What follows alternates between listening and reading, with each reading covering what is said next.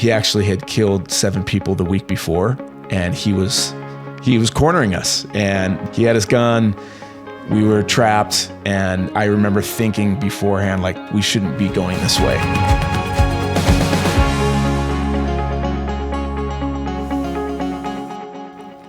So Tyler, thank you so much for joining us on the show. I'm really excited to talk to you. You and I have known each other for a while, and I think and we'll probably get to talk about this a little bit, but just how we got to know each other and then how we realized we were actually more deeply connected was pretty cool. And you've been a very good friend of mine for a long time, so I'm just really excited to have you here on the show. Thanks for having me.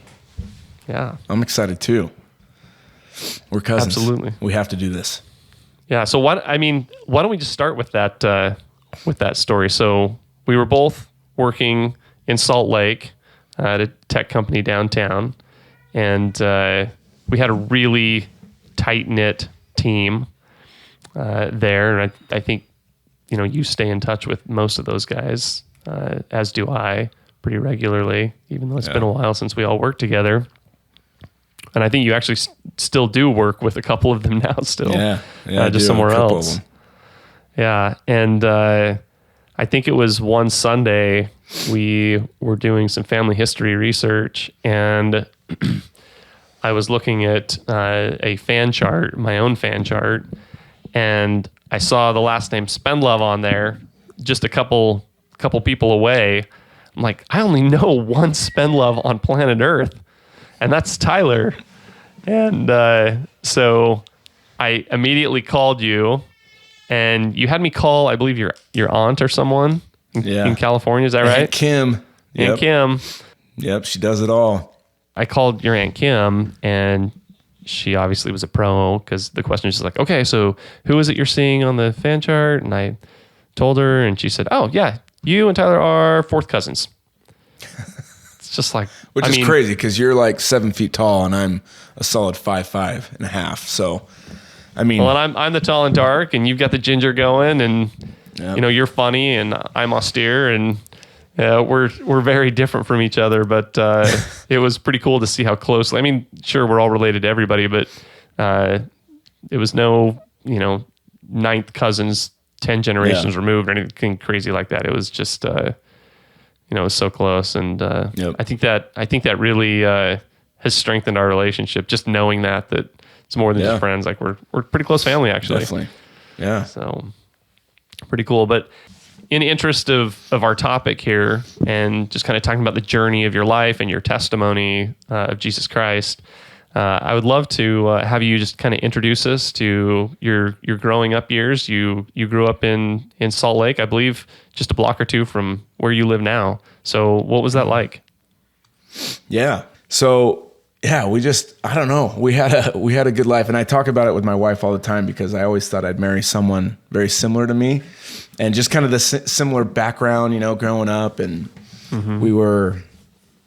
I mean, I'd get grounded for watching The Simpsons, for watching MTV, all that stuff. My parents were very super rigid, very rigid, very. My mom one day called my middle school, and I was in 8th grade, and the principal announced in my class that my mom wasn't happy with me because I didn't make my bed the right way, and so I was grounded for the next weekend, and that was in front of everyone. And she's funny. She probably did it as a joke as well, but she was very. They were just a very strict upbringing, and kind of a suck it up, buttercup mentality. No whining, no complaining, just get it done, and which I love, because I'm trying to instill the same thing, but just in my own style. But yeah, so oldest of 3, love sports, very, very into sports. I was big lacrosse and wrestler, and tried to be basketball. I thought I was going to be professional, but again, I'm 5'5.5", and so no that Spud Webb for you, huh? Yeah, no, I can't touch the net. I can't jump. But I was kind of always getting into trouble as well, and we can talk more about it later. But deep down, I was always just a very good kid, very sensitive with certain things, like just didn't want to upset my parents, but like also God, I think even as a kid, like young, it's just like always been in me. But I was always getting kicked out of classes, always causing trouble. But then my parents always thought it was crazy because my teachers hated me during class.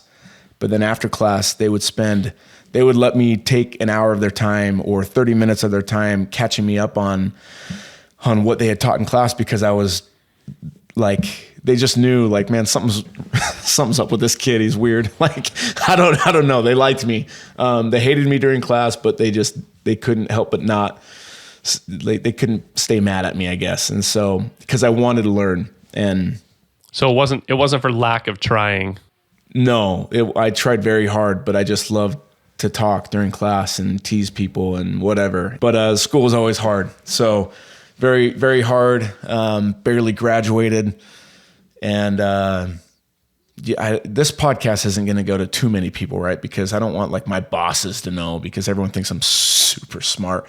So anyway, but yeah. So anyway, that was it. And stayed here in Sandy, and good times. Parents were super active. Dad's been a bishop. Mom's always Relief Society president stuff. And so very active in the church, kind of checking all the boxes. Dad and mom are in leadership, super strict home life. You guys do kind of the other stuff at home, scripture study, family prayer, family home evening, all that stuff too? Yeah, we'd have family night every Monday. And it couldn't be on a Tuesday. It had to be a Monday. It couldn't be on a Wednesday. It had to be on, even still today, exact my mom's obedience. Like, yeah. And I mean, my parents were cool about it. Like, my dad's from LA, and he grew up in a very religious home. My mom as well. She's from Orem, but she grew up in a very religious home.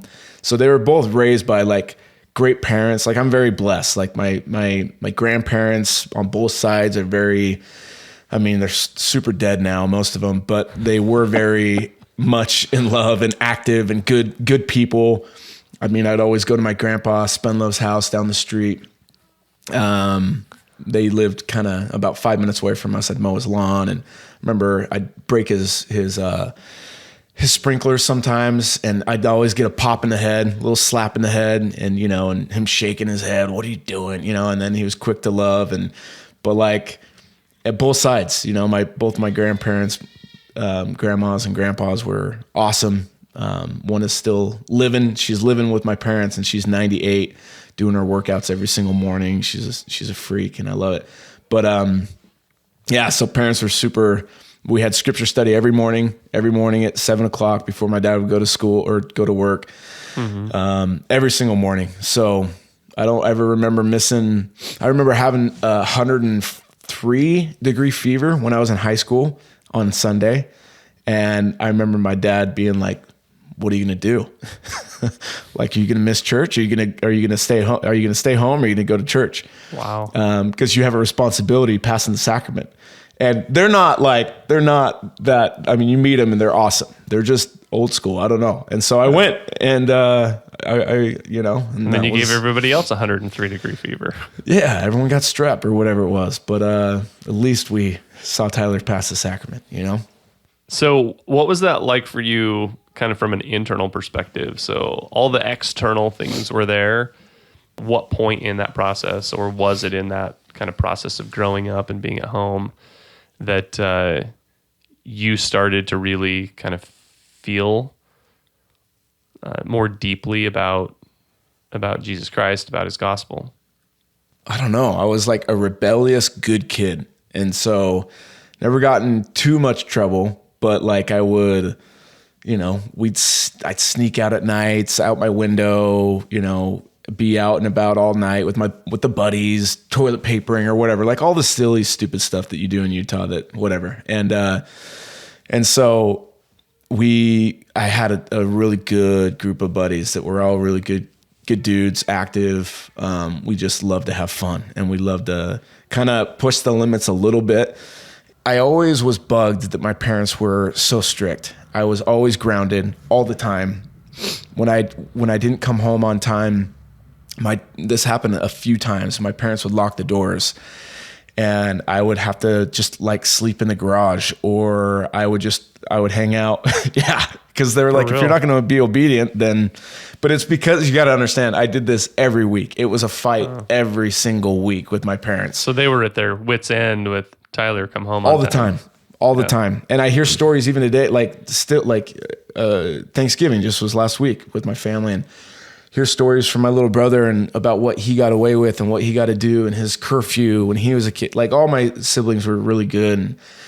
And it was just I was just kind of a punk, you know, but with church stuff, I don't know. I never questioned it. I really, you know, as we all do, I think growing up, like as a kid, I went because that's what you do, you know, and you follow your parents to church and you listen and you obey, and, you know, and, my parents were active and they were very service oriented. So that was kind of the focus, and they taught me, you know, it was like, hey, when you do something good for people, you feel good. Right. So like selfishly, you should do things for people because, you know, starting out. Right. And then it eventually grows into more of like, you know, let's act like our Savior. And so do you think that you are kind of that spiritual person by nature because of how you were raised, or just in spite of all of the strictness?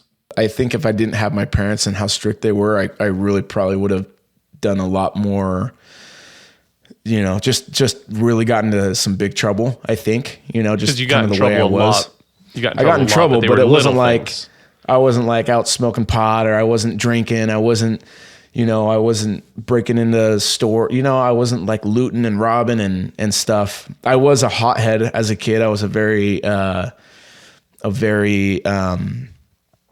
little man syndrome, I guess you could say, right? Like I got in fights a lot. I was you and I have talked about this stuff before, but like I'm dyslexic. And so I would always, I was always the class clown because I just felt dumb. I always felt stupid. And so, that was like a big thing for me. And so I always kind of resorted to either humor, or I was kind of a hothead. But yeah, I mean, if I didn't have my parents, I think it could have got a lot worse with some of that stuff, but they kept me in line. I loved my parents, so I wanted to follow them. I wanted to obey, you know, but, so, and then that other aspect of just me as a person, I just think I don't know. I want to do the right things, I think, deep down, you know what I mean? Even as a kid. So I always felt bad when I'd mess up. So it sounds like you were this kind of innately spiritual, free spirit, and you and your parents kind of just kept you grounded so that you didn't get off the track. On top of having awesome parents, I had great young men's leaders. We had this is kind of really what changed for me, because my parents weren't like we would have family night, we would do scripture study every day, but I don't really remember my parents always being like, hey, read your scriptures, you know? Like I don't really remember that as an adult now. And the young men's leaders, they had this really cool Book of Mormon challenge, like really cool. I think I was a sophomore, and we did it every year of my high school years, sophomore, junior, senior.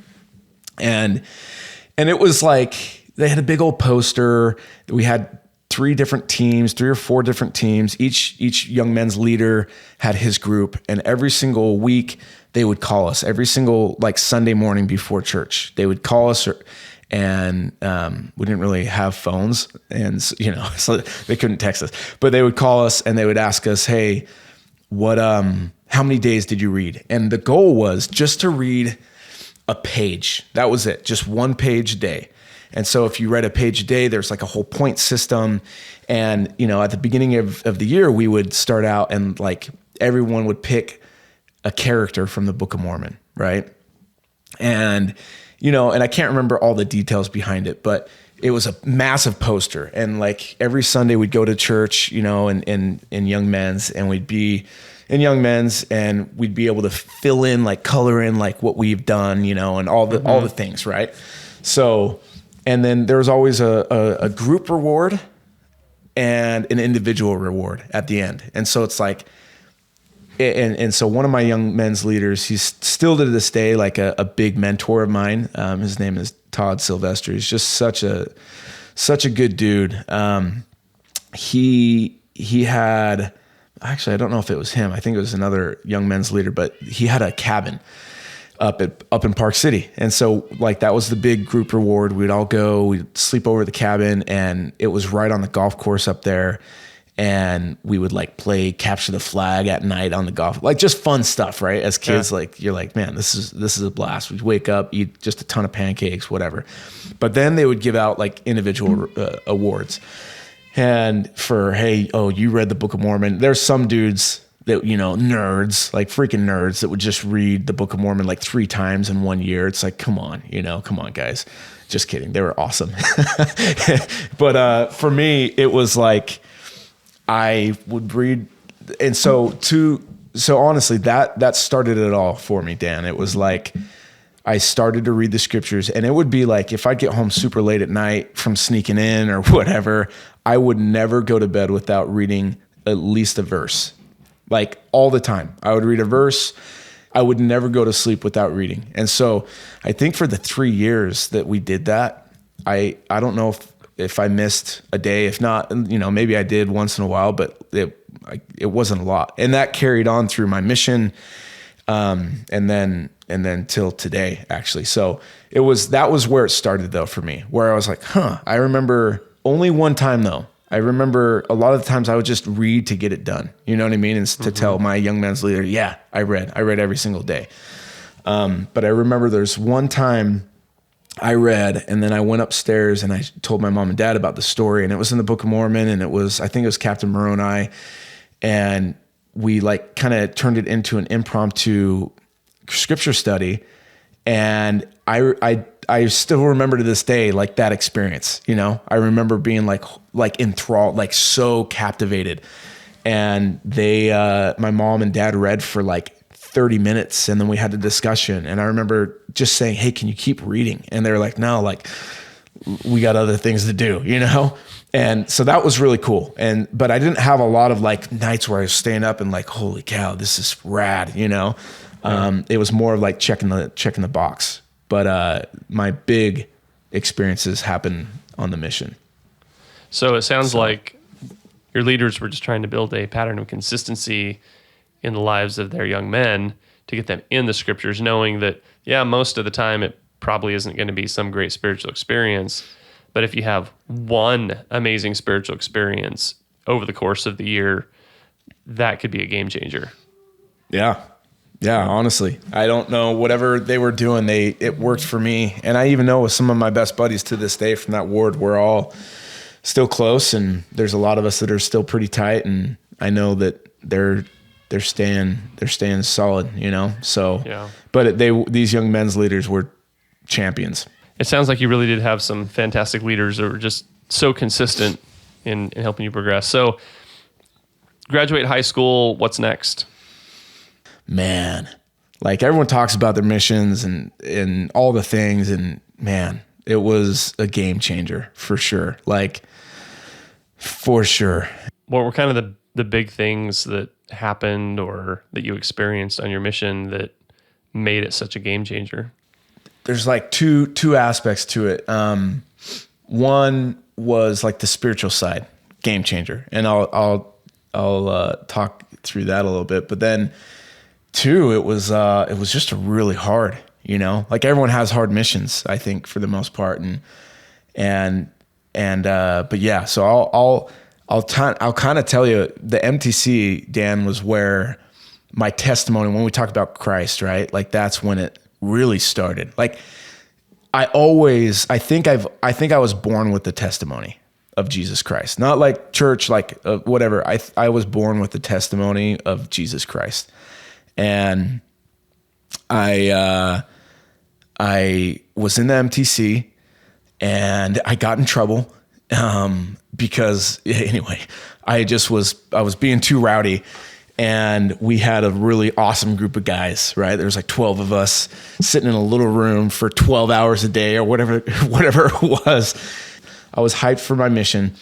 And this guy, the branch president guy, he sat me down. He's just like, dude, you gotta reel it in a little bit, man. Like you were, I'd get games going in the MTC and where we'd sleep, and like the bunks and stuff. And we'd play like tackle in the hallways and wrestle. It wasn't bad, but it wasn't what you should have been doing. And so he's like, have you read the Book of Mormon? Like all the way through. I'm like, dude, I've been reading the Book of Mormon, at least a verse a day for the last few years, man. Like, yeah, I'm set.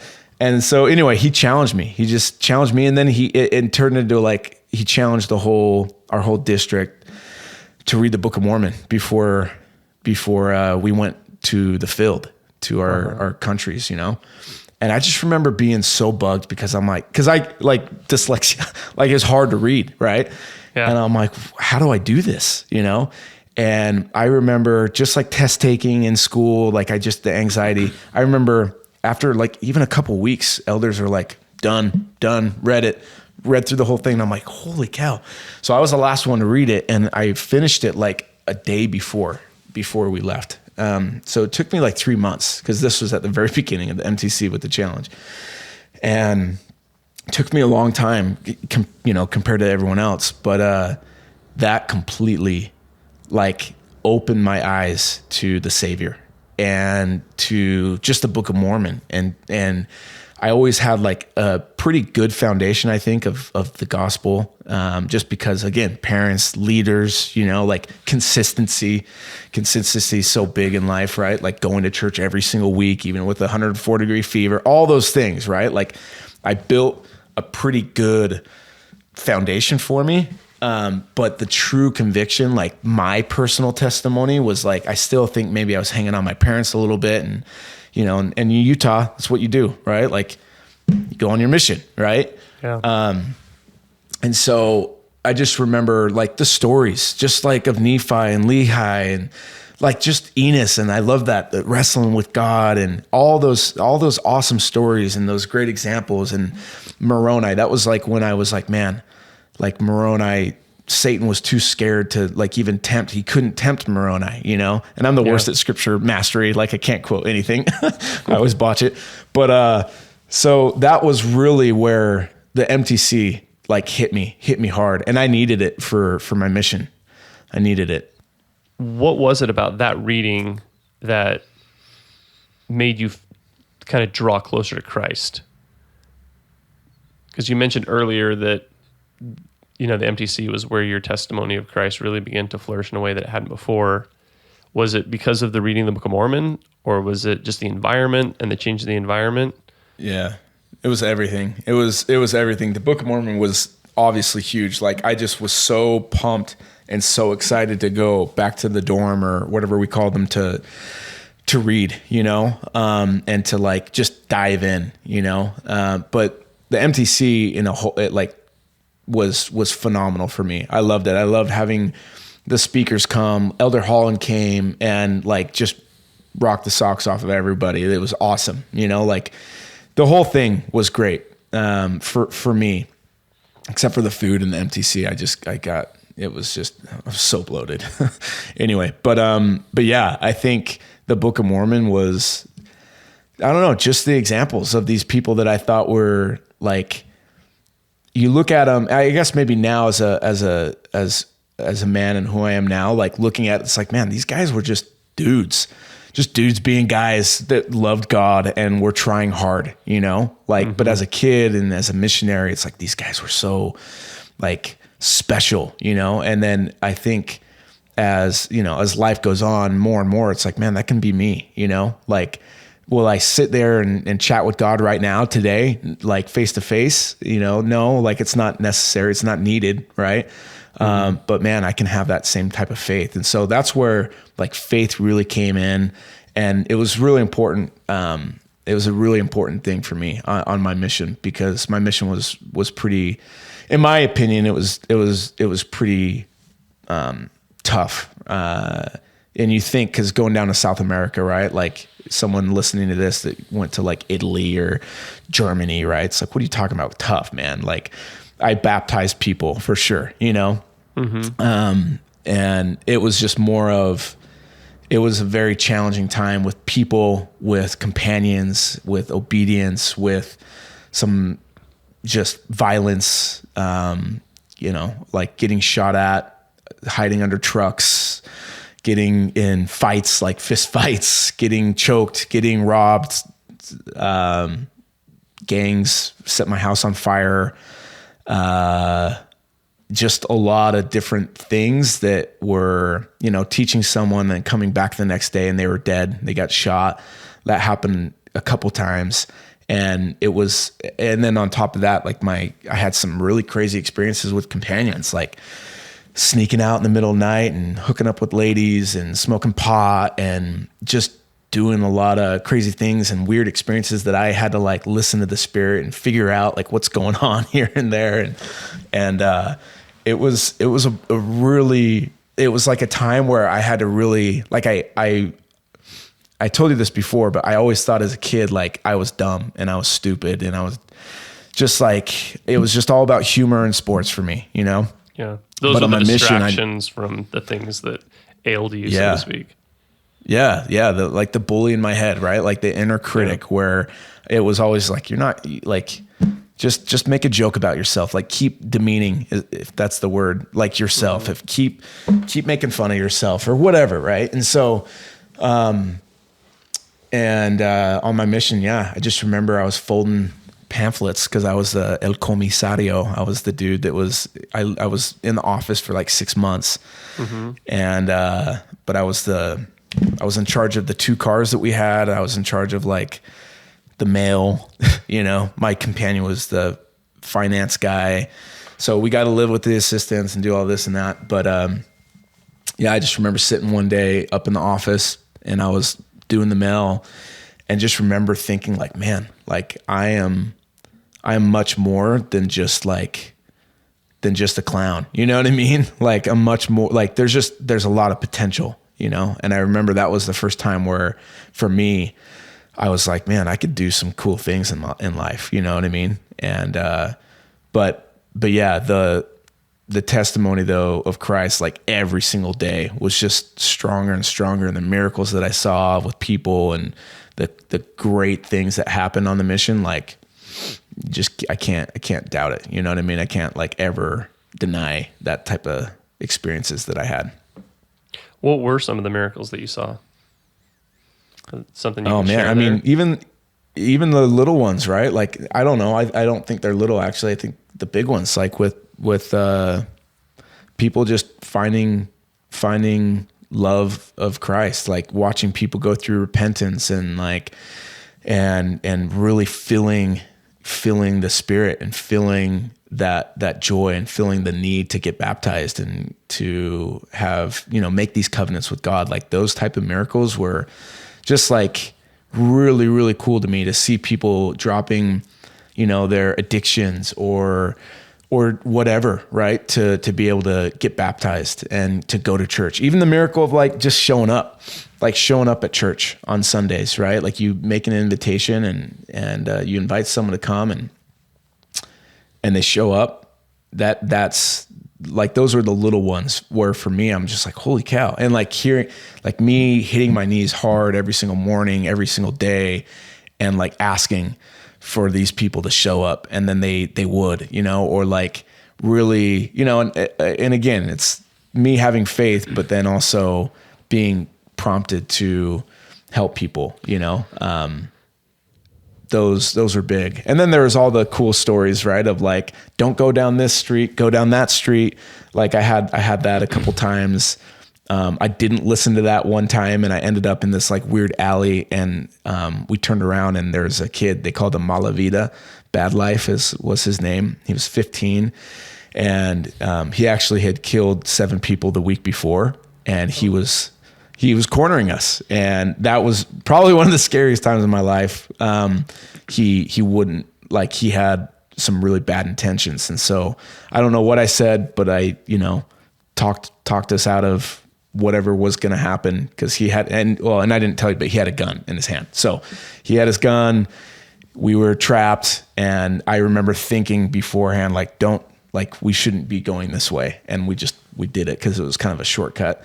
So yeah, just little things, like the little promptings, right? That we still, outside of the mission should be getting every single day, right? Or often.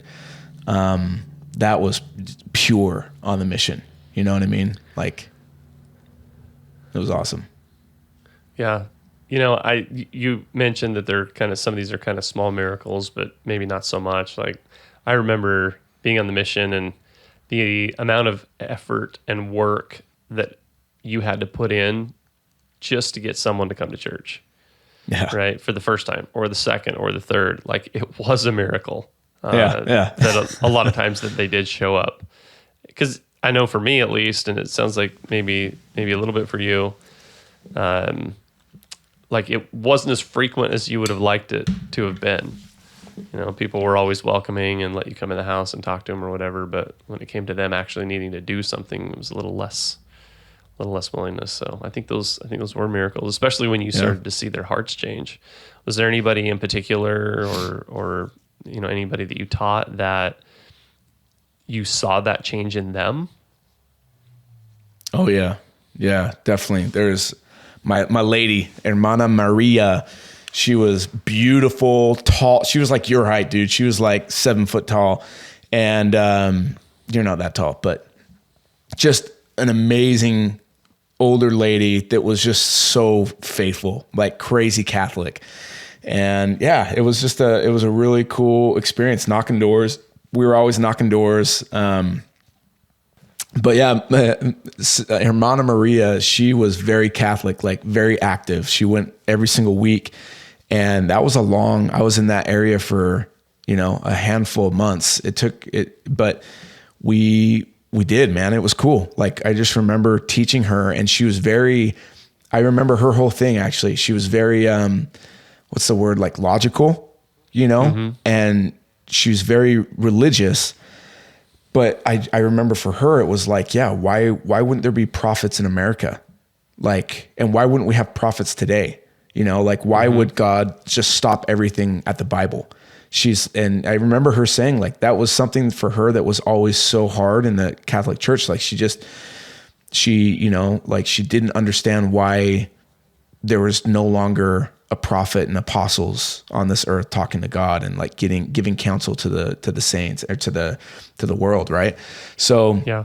And I remember that moment, and it was really cool to see everything just change. And from that moment, like, it just clicked. It's like, that's all she needed.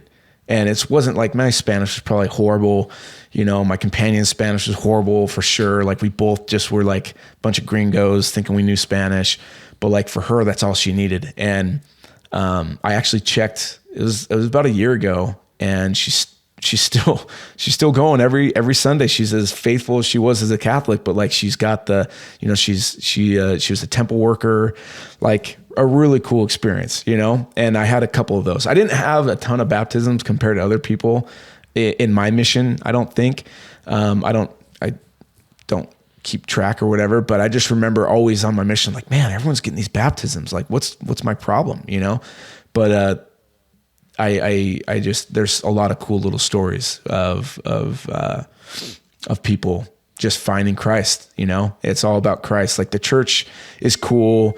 The church is great. It's not perfect. It should always be about Christ and the covenants that we make. I remember one time we were walking down the street, and there was a gang, and they stood up. We were going to teach someone that was like down this road, and they were huge. And these guys got up, and it was like Tupac and Biggie was always playing like at the like corner of every street. No joke. And these guys got up, and they had a gun, and he wouldn't let me pass them because he didn't like me. He didn't like me and my companion. And he told us the next time we go past him, he would kill us. Like, if we jumped on that street, like he would kill us. And my companion was very afraid. And I'm like, again, I'm still like a heated little person, right? Like, just little man syndrome. Bit of a hothead still. Yeah. And so, we we left, and it was like 3 weeks later, like, so we didn't go on that street, but 3 weeks later we got a referral to a family on that street. And I'm like, we have to go, right? Like, we have to go. And you know, I'm a dramatic, like, missionary. I'm just like, and no, it's not dramatic. I was very faithful, right? Like, I was a very, like, this is what we're called to do, you know? And if they're going to kill us, then, like, let's go, you know? and I remember walking. It was like thinking of your dad. You have 103-degree fever. You're going to church, right? Yeah, you're just going. Yeah, like, suck it up, Buttercup, in March, whatever. You know? And we're walking, and my companion is now yelling at me. And I remember, because he's like, dude, we're not going that way. Like, we're not going on the street. And he was a great companion. He was really afraid of what these guys were saying. And I just remember praying, like, help me, Heavenly Father. And I remember walking, because there's always dogs in Ecuador. Like, is feral what you would use for a dog? I know that's for a cat, right? Feral dogs? I don't know. They were just homeless dogs, like, always running in packs. And so we always had to bend down to pick up a rock, and the dogs would run away because they think that you're going to hit them with the rock.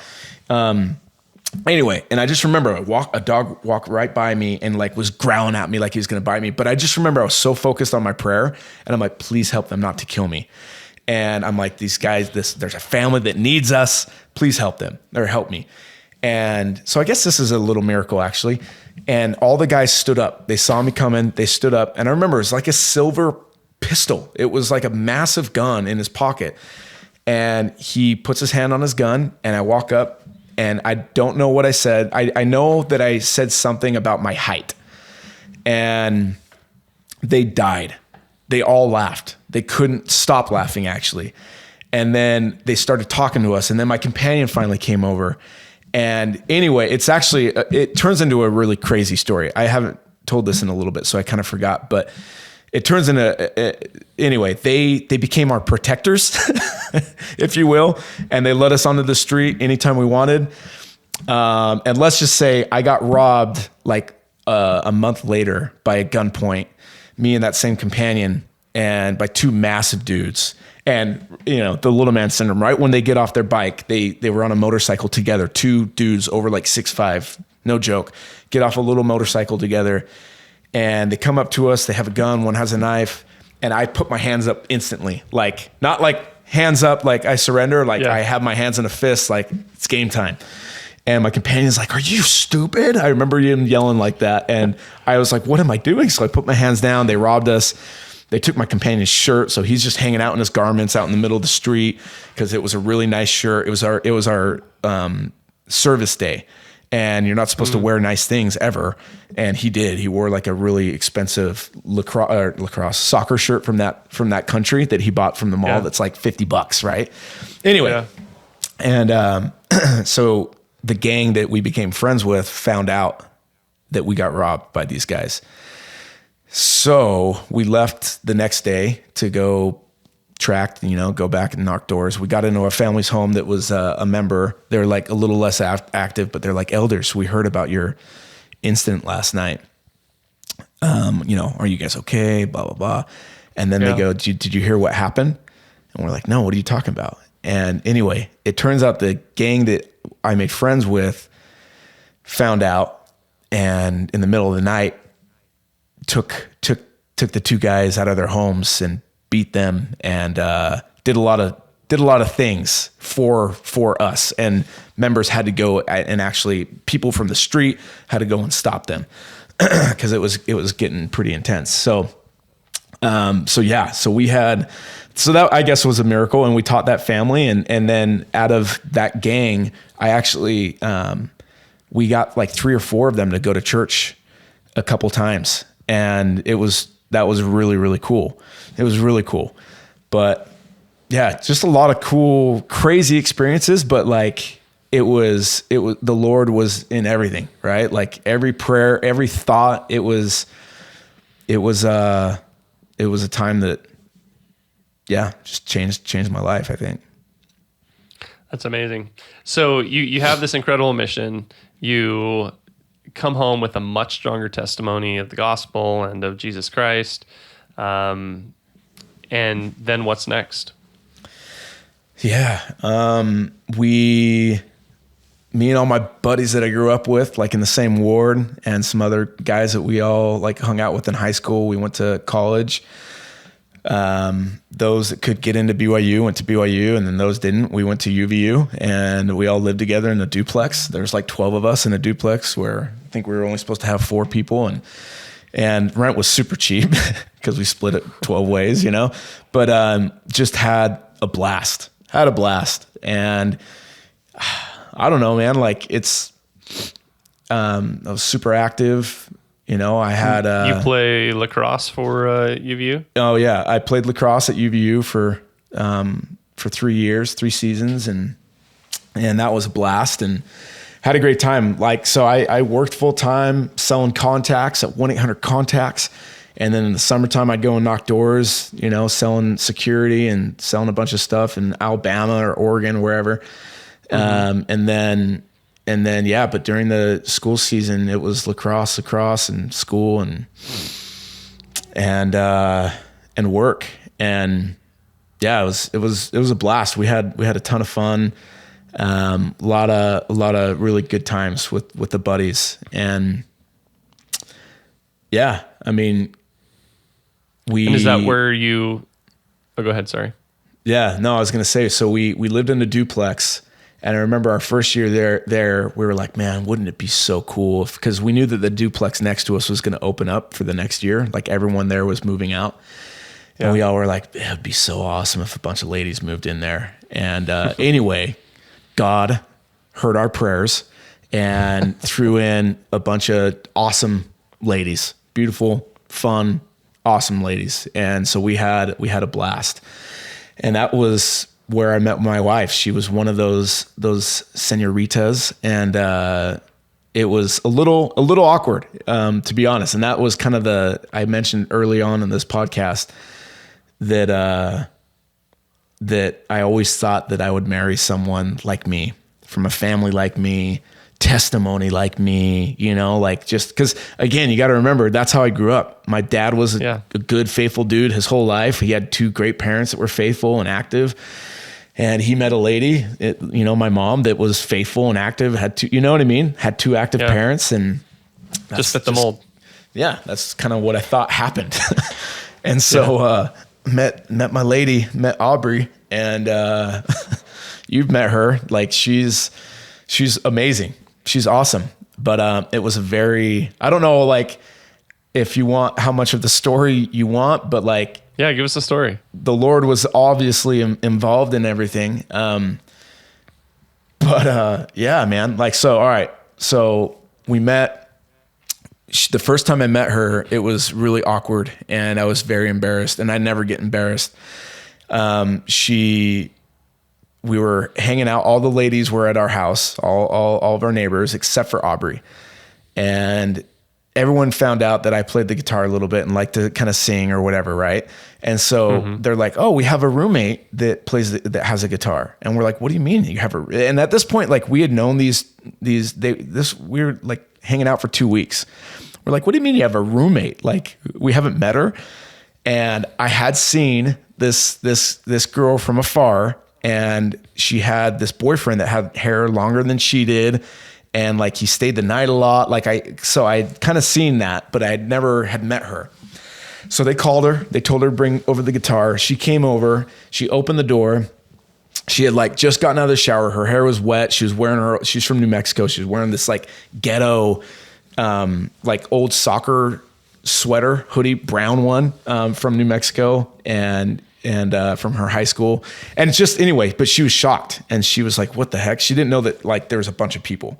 So she just goes, "Who needs the guitar?" And I raised my hand, and she walks over, hands it to me, says, "Don't break it, bring it back when you're done."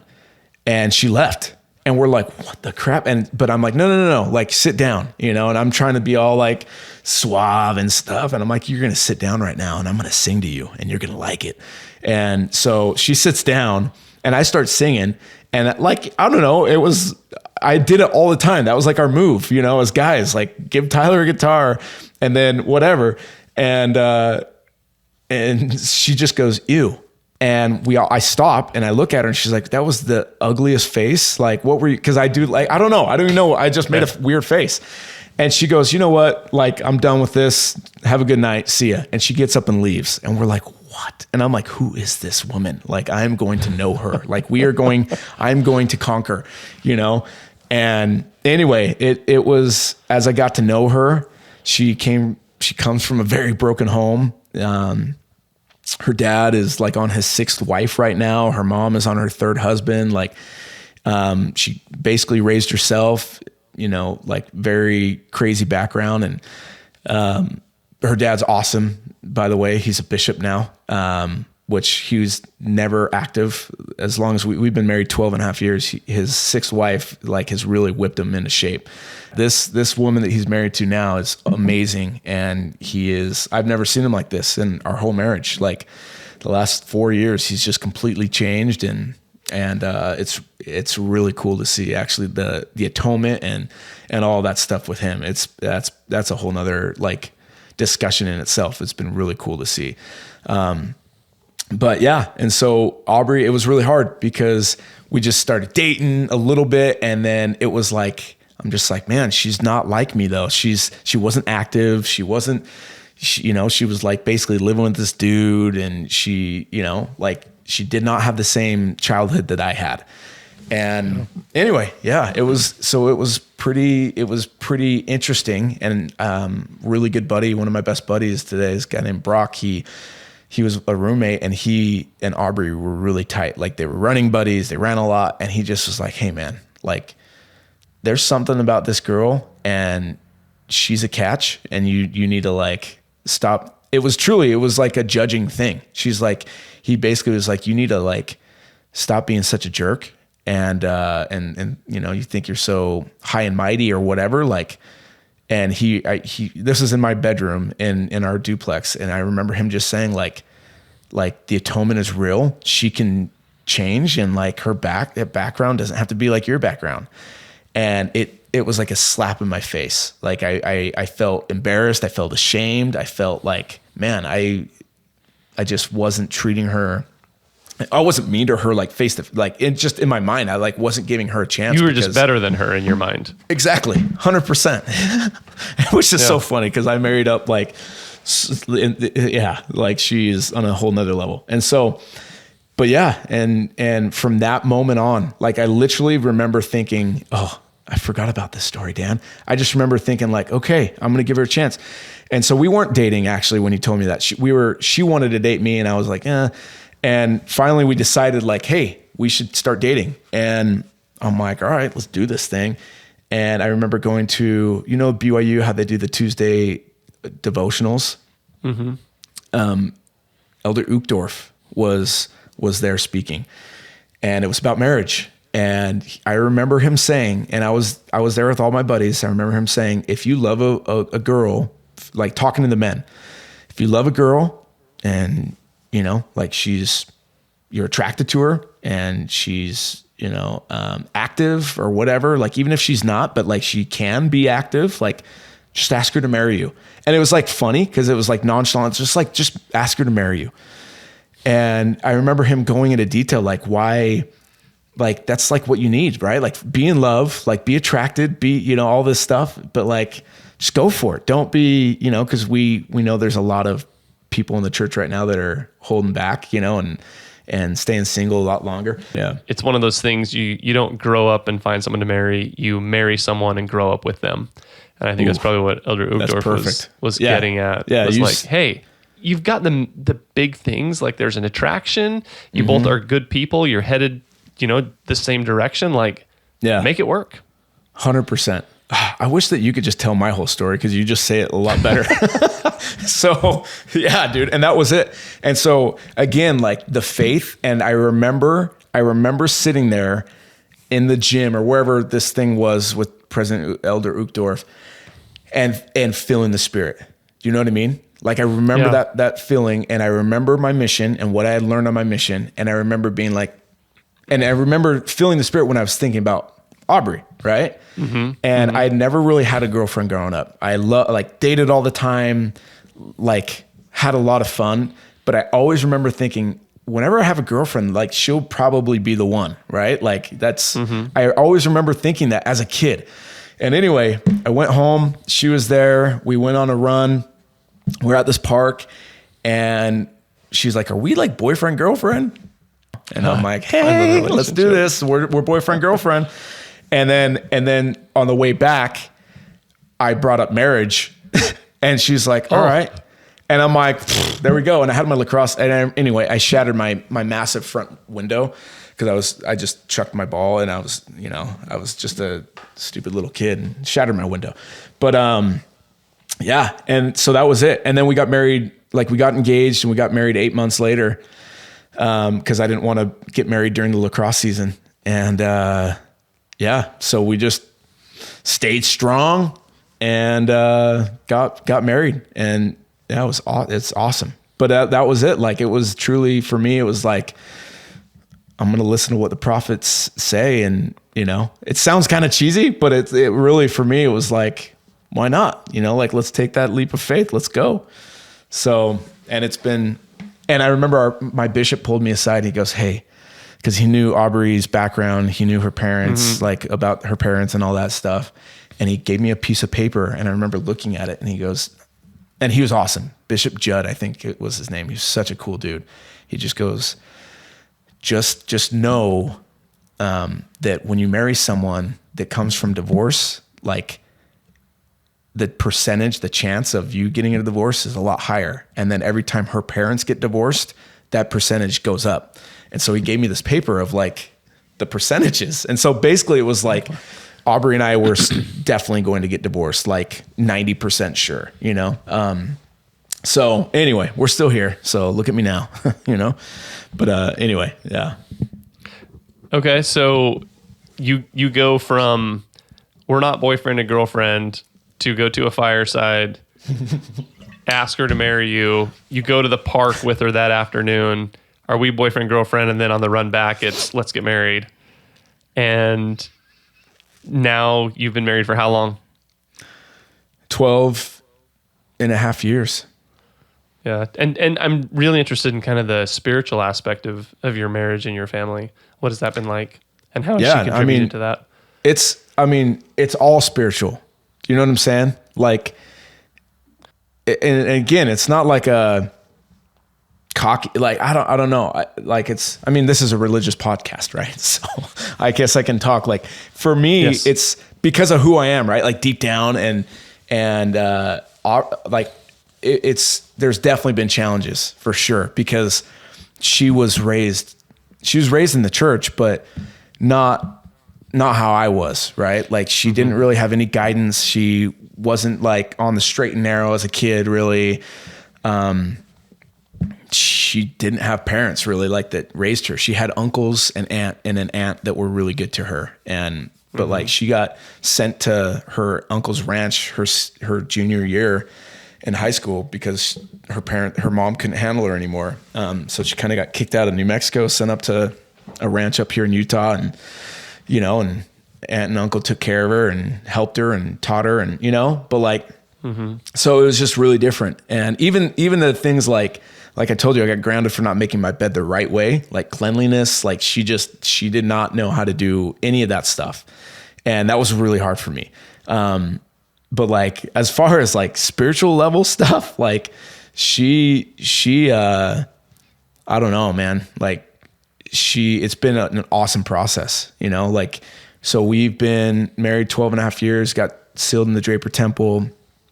We just try to involve the Lord in like everything we do. And to the point where it's like, we've had people like scratch their heads sometimes, like at some of the decisions we've made with like my career, certain things. But it's like, we've always just hit our knees, and we've gone to the temple, we've gone to the Lord, and we've tried to follow the Spirit like the best that we can, right? Like, even, hey, when should we have kids, and how many, and you know what I mean? Like, really everything, right? Like, yeah. we try to, we know that it's, our marriage is us and the Lord, right? Like, that's what it's about. And so, we've had some awesome trials and some awesome experiences, and we've made it through much better just because of the Lord. So, I mean, 12 years of stories and stuff, right? So we've got a few minutes. I can go through them all if you'd like. Just kidding. Yeah, I mean, maybe just give us a highlight on, a couple of those stories and those that maybe impacted your testimony the most, and not just in your marriage, but also in your life, kind of since getting married. And because earlier in our conversation, you talked about how when you were young, you looked up to these people in the scriptures like they were on this pedestal, right? Like you could never attain to that. But then as you've gotten older, you've realized, hey, I can get there. It'd take a lifetime, but I can get there. Yeah. So tell us about maybe some of the experiences that have led you to that conclusion. I think going back to like what I had mentioned earlier and like consistency, right? Like you think of what it takes to be a good man, a good husband, like a good human. For me, right? Like obviously as well as a woman, but like you got to be consistent in life. You've got to be tough. You got to be faithful. You got to be like moldable, right? Like you got to be humble. And I don't know. It's just, that's what marriage does to you, right? Like you're shacked up with this person, with this lady that like you have a completely different life, even though, like Christ was involved in her life, and like you hear her story and like she'll look back and she'll be like, oh yeah, like I didn't know he was there, but he was, looking at it now, like, but you're just married to this person that it's like, what's going to happen, and trust, like, man, she didn't have faith in me. Like she didn't fully trust me for years, like 8 years, where she finally was like, because of her background, from, right? Yep, yeah, because of her background and like what her parents went through and her grandparents went through. Like I tell you about like my genealogy and my line, and her line is like, it's crazy, and that energy, I feel like this might be the little hippie part, but like passes through, and but she's truly like, she's like changing.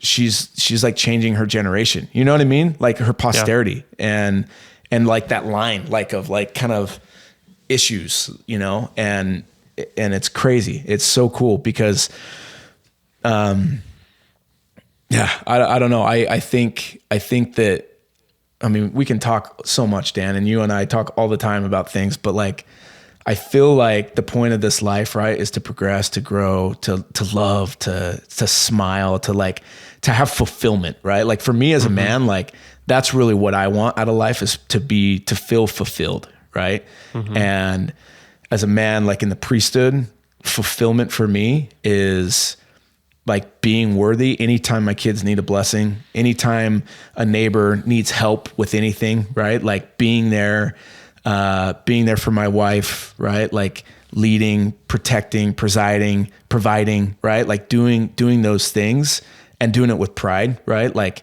the world is crazy right now. And what is normal to the world today, 30 years ago was like an atrocity, if I said that word right? Like, I read something the other day where it's like, you hear like 30 years ago, if you watch TV, a husband and wife didn't even sleep in the same bed, right? Like, how like old people did that, like the full beds, like the twin, so weird to me anyway. But then like now you got so much of the craziness going on in the world, right? Like everything is just like normal and it's natural. And if you don't accept it, then like shame on you, right? And like you might get a, what do they say it? Like you might get canceled or whatever, right? But for me, and I think where we're at in the church, right? Like there's a lot that is going to happen, and and reading more of like not the surface level, but like really diving into like deep stuff, the meat of it, like as a dad in this world, and as a husband, like I want really badly to be able to like help my wife and my kids and myself be on that right path, right? And be able to understand the Spirit when it's talking to us, and be worthy of that. And so going back to your question, man, like full circle, there's so many experiences in our lives, right? Like, with Aubrey and I that have helped us, like, not grow calluses, because I feel like that's more negative, like, but like just more faith, right? Like being more and more like, we roll with the punches, but it's like, it's now maybe at the beginning for her, or to be like, to bring him into everything. And there'd be times where I'm like, well, have you prayed about it? She'd be like, whoa, I didn't even think about that. And to me, I'm like, what do you mean you didn't? Like, you've been going through this issue for a few weeks. Like, what do you mean you didn't think about praying, you know? And that was before, right? Like now, like she's the one asking. She's the one asking you. She's 100%, you know? And so it's really cool to see that. And so we hold each other accountable, you know, and we're trying to like do what the prophet was saying, you know, go to the temple a lot more. And so those are things that have truly like given us tons of strength, and it's been huge. Yeah. You mentioned, there, as you're growing together, that one of your focuses is to be sure that you listen to the Spirit, right? You hear the Lord. And so that's counsel that obviously we've been given a lot recently. You know, President Nelson is always kind of given that counsel, but it wasn't until he was sustained as the prophet that at least I really started hearing that. Yeah. And he's really, I think, doubled down on it. So what have you and Aubrey done in your marriage? And do you have any experiences that you can share around how you've learned to listen to the Spirit? Yeah. So I think so much of it comes down to the little thing. Like, it's the primary answer, right? Like, read your scriptures, go to church, like all this stuff that we hear a lot about, right? But we really, like, I'm like a simple-minded person. But for me, like the consistency and staying like in the hard work is so important. And it's freaking hard, right? Like, it's hard work. But I think for us, like, you know, every night we say family prayers with the kids. Every morning we say family prayers with the kids. At night is when we read the scriptures. And to be honest, I feel like our scripture study sucks right now with the kids, like the family one, you know, like it's just, we got a lot of young kids, and it's just like, we read a couple verses and then we try to tell our kids what it means. And then it's like, we end up being mad because they're not listening. And sometimes I'm like, is this even working? You know, like, man, you know? And so like family night every week, right? Like whether it's on a Monday or a Wednesday or a Friday or a quick 5-minute, like, you know, chat at dinner or whatever, right? Like we're, you know, so those things, and we're trying to do the temple stuff a lot more. But as far as experiences, I mean, it's just, I don't know. There's so many. I think one big thing is like work for me, right? Like, you know my story better than most. But there's certain things, right? Like where we made decisions purely because we felt prompted and we felt like we were supposed to do it. And from the outside looking in, like I've literally had people that I really look up to that are like mentors or have been in the past, like shake their head and be like, man, you're too emotional with your decisions. Like you're too, you know, I've had someone I really look up to say something like that. And it was really hard to hear. But like for me, I'm like, no. I know what the Spirit sounds like to me, right? And feels like. And so I wouldn't be who I want to be if I didn't act, right? And so that's been big for us is, you know, we've seen a lot in our lives, work wise, and just so many blessings and paying tithing and like where we've just been able to hold on, right? Even if it's like pennies before the next paycheck, but like, you know, and you know, you've seen that you've been a good sounding board for me in the past. And so, but yeah, but there's never been like truly like worries for me. And here's the deal, right? Like there's so many people out there that have insane trials, you know what I mean? and insane scenarios that they go through. And like, I'm very blessed. Like I've got a healthy family, and we've had, you know, a lot of those type of things. Maybe share one or two of those experiences. Like, you're a good storyteller. Tell us one or two of the stories. I worked at a company with you when I first met you, and I was just a young gun and in sales, and I was promoted to be a sales guy. I always wanted to be a headhunter, though, like a recruiter. My uncle had this really successful agency here in Sandy, and he had it for 30 something years. And I remember wanting to do that. And it's 100% commission over there, right? Like to be a headhunter. And so they do a little draw, but like not enough to like pay your mortgage, you know? And so at this company where you and I were at, I was already hitting my quota for the year. And I had a deal that ended up being a massive I think behind your big deal, it was like one of the top 3 biggest deals in the company at the time.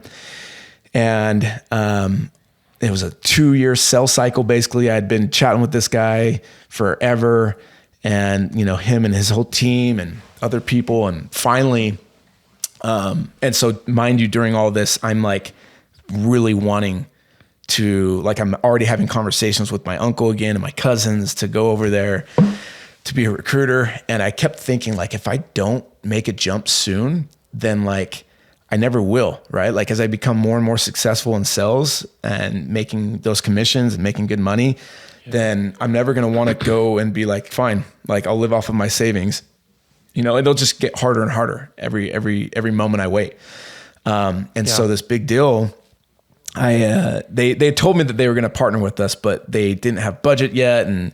But they had told me that the year before. So I remember telling him on the phone, like, hey, I'm leaving. Like I'm done, you know? And he called me an idiot on the phone, and like in a loving way. It's like, you idiot. Like we're there. We're just waiting for budget. And I didn't, again, like if I would have heard that now, I would have, I don't know if I would have stayed, because there's a whole prompting side of it. Right. But like, yeah, right. As an experienced sales rep now, I just didn't understand. A little harder. I didn't understand the cycles back then. You know what I mean? I didn't understand like there's process, and there's really, you know, it was like my first 2 years as a salesperson. So fast forward now, like I would have been like, oh, we got a deal. You know what I mean? But anyway, and so I remember telling my boss at the time, awesome dude, and everyone's just like, what are you doing? Like, that is so dumb. So anyway, I leave, but talking about that experience, Aubrey and I like had hit our knees. We had prayed, like we were making a salary. We were, you know, like we were doing all the things, and we knew what we were about to get into. But I just had always felt like, maybe it's like I'm big on no regrets, right? Like just like follow your heart and all that stuff. And maybe that's where this one mentor once was like, you're too emotional. Like you get too emotional about it. But I also know it was like, we had some really good experiences following the Spirit. And so we go, and I'm working at this place, and I'd been there, and I was doing really well. But it takes a while, right? Like it takes a while to make place. It takes a while to find the right candidates and do all this and that. And we didn't have a lot of money in the bank. So anyway, it got to a point where we had like $600 to our name, and we had gone through like all of our savings, and I'm like freaking out. Like, what do we do here?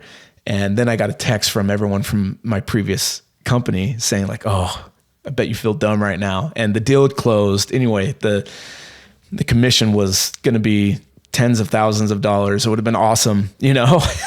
And so I'm just like sitting here broke as a joke, and knowing that if I would have stayed, I'd be in a completely different spot. And honestly, I still feel like I would have been in a different, like today, like but I have no regrets, you know? And then actually, I don't even know if I ever told you this, but I started feeling this prompting of like, and just praying and just like, man, I need to figure this out. And that was when you had reached out to me to work with you on something really cool for a while. And so anyway, like, and that's a whole nother kind of rant, but it was, I've been at a couple different places, and a lot of it is not short-sighted. It's like, it's about the money, but it's like long-term. I was thinking like down the road, right? Like equity in certain companies and things like that, for like a big win, right? Like not like immediate, but it was more for that, which people just don't understand. And that's something for me. Like I'm definitely different that way. But yeah, I don't know. It's a long story. Well, what's your, so this story that you've lived from a career standpoint that you talked about didn't always make logical sense, but you always followed what you felt, the direction that you felt that you had received from the Spirit. Yeah. And so as you've gone through that process and you've not had necessarily regrets, but looked back and thought, coulda, shoulda, woulda, right? But then balancing that with, yeah, but I felt, directed to do this other thing. How has that affected kind of your testimony, specifically around being able to hear the whisperings of the Spirit, being able to get that direction and that guidance? Yeah, dude, I mean, it's been everything. Like there are things that I look back on and I'm like, man, I should have negotiated better, right? Like, or I should have, it's just, you don't know what you don't know, right? And I've always had like pride in what we've done, even though, again, I've been told many times, like, man, stupid moves, right? Like not good for your career or whatever, right? But that spirit, like I don't know. I feel good today, right? So maybe I'm on the right path, but like, there's been other things in life, right? With like, just other trials or whatever in hardships that I think if it weren't for this adventure that we've been on, like career, it would be a lot more difficult to go through certain things. And then, I mean, personally, in my opinion, like what's to come as well. You know what I mean? Like in the world, I truly feel like, and I tell my wife this sometimes, where it's like, babe, we are like, we've got that thick skin, and we know what it's like to just be happy and make happiness when like the monetary side of it isn't there. You know what I mean? And getting very creative. Like Aubrey, man, she's just so rad. Like she's the one that should be like interviewed. She does a lot and she knows a lot, like chickens and garden stuff and, all these things that she does, like she's making her own apple cider vinegar stuff. There's a lot that she does that like she's had to do. and maybe this is kind of embarrassing for me to share, but like, just because maybe we haven't had, you know what I mean? And so it's like, how do we get creative? And so, yeah, it's been absolutely crazy. But again, man, like for the Spendloves, it really is like, I hope my kids are very, I don't know, like you just asked, it's always like, yes, pray about it. Like for me, it's like, if you get hurt or you can't sleep at night, take a big breath, breathe, think positive thoughts and say a prayer, and then suck it up, and like just in life, I think that's just how it is for me, at least. And, I think the experiences that we've been through will definitely help us for future hardships. You know what I mean? Yeah. Like the story, your story, our story isn't over right now. No. Right. And so it's just starting. You may now look back and say, hey, maybe I was right. Maybe I was wrong. I don't think so. I think I was right. And I followed what I felt prompted to do. Who knows how that blesses our life in the future, even though at the time it felt like maybe, did I do the right thing? Yeah. Or, not that you had that doubt, but just, wondering 100%, but yet still, despite what came, staying true to what you felt prompted to do and how you felt guided by the Spirit and how that will bless not only your life, but other people's lives around you.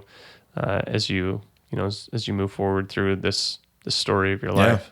It's all about the storytelling, and that's what I want. I want a big story by the time I'm hitting that deathbed. You know what I'm saying? Like, just good stuff. And it's like you said, though, like looking back and even getting to know like how the Spirit speaks to you, like speaks to me and how it speaks to Aubrey. Like, maybe there was some different pivots we could have made that would have helped us be better off with certain things. Right. Like, but yeah, I think so much of it is attitude. I think God is up there just like giggling sometimes at like, oh man, that was a dumb move, but like, it wasn't a bad move, but like, it's going to be a little bit harder for you guys for the next couple years. But oh, by the way, right. Like it's going to be for the good, right? Like for the better. And, or maybe it is hey, I want you to do this. Yeah. It's not going to make a lot of sense. Right. And it's going to be hard when you're in the middle of it, but just trust me. Like this pays off. This gives you, President Nelson, we've always heard about kind of self-reliance and that type of thing. And just in the last it was a couple years ago, in General Conference, it was actually in one of the women's session that my wife told me about. But he talked about, emotional self-reliance. Yeah. Yeah. And I'd never heard that phrase before. And so I think that, you go through hard things and it builds that emotional self-reliance. Yeah. And I think that's something that we kind of lack today, in broader society. We live in the age of where those kids that everybody gets a trophy are now adults, and they have a hard time doing hard things. And they have a hard time not, being told they can be whatever they want and do whatever they want, and it's all magic and bunnies and butterflies and all that stuff. Life should be easy. Yeah. So the fact that you've been able to stick with that, you followed that guidance, is a testament to the resilience that you and your family now have. And so that's awesome. Yeah. Well, Tyler, thank you so much. Thank you, Dan. I really appreciate you talking with me this morning. Love your brother. Yeah, I love you too. Say it back.